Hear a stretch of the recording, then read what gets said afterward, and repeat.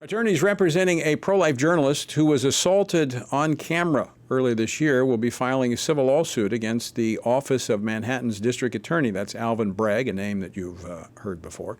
Well, he failed to prosecute the felony assault charge. Although the entire assault was recorded in a video that went viral on social media, the DA's office downgraded the original second-degree assault charge against the assailant to a misdemeanor before the case was completely dismissed. New York apparently just loves lawlessness. Well, considering the political climate we find ourselves in today, what message does that send? Joining me now to discuss this is Christina Bennett, a news correspondent at Live Action and a colleague of the woman who was assaulted. Christina, welcome back to Washington Watch. Thanks so much for joining us. Thank you for having me.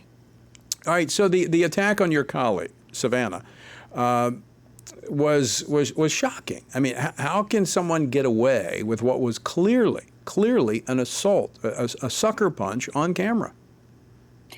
It was shocking, and I think that's why it got national attention, because people were horrified to see that type of violence.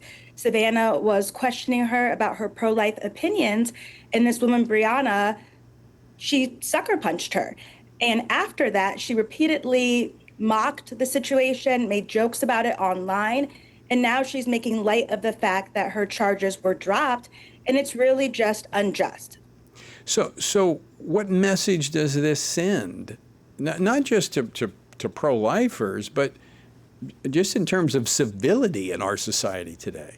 I mean, you're having a conversation. Look, she could have walked away. She said, look, I don't want to answer your questions. I don't want to talk to you about this. I mean, I get it all the time on the street in New York. I mean, in the street of DC, on the streets of DC, you got Planned Parenthood and all these others wanting to talk to you about abortion. They say, look, I don't have time to talk to you. And I just walk on. I don't hit them. Exactly. Violence is never acceptable. We fight with words and ideas and debate and civil dialogue. And that back and forth is a beautiful thing. And that is a gift that we have as Americans. Protected right that we have for freedom of speech. And so violence is never the answer. And it really shows people, this dropping of the charges shows people that you can commit an act of violence and get away with it. And that is not the message that we need right now in America. You know, Christina, you bring up a very good point. And that is having dialogue and discussion, even when we disagree. And I know you're a little younger, but there was a time in this country when that's what we did. Left and right, we had conversations. We had debates. I mean, there were debates, but we had conversations. We were in dialogue. Now, what we've seen, it seems like those on the left have gone so far out, and there's probably even some on the right as well. They've gone so far out they can't defend their positions, and so they resort to violence to shut the other side up.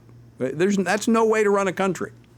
You're right, it's not. But I want you to know that there is still hope for dialogue today. Our president and founder, Lila Rose, just a few weeks ago, she came to Yale University and she had a debate on abortion, and she won that debate in a room full of students. Earlier in the spring, I went to Dartmouth University and I debated a Black pro-choice activist, and we had a respectful dialogue about the issue of abortion. And so you can still have these conversations. Of course, not everyone wants to have them, but many of us do, and we are going to continue doing that. Yeah, last time I was invited to Harvard, I went, but the other side didn't show up. They didn't want to have a conversation. They didn't want to have a debate. So I just took the opportunity to have a conversation myself.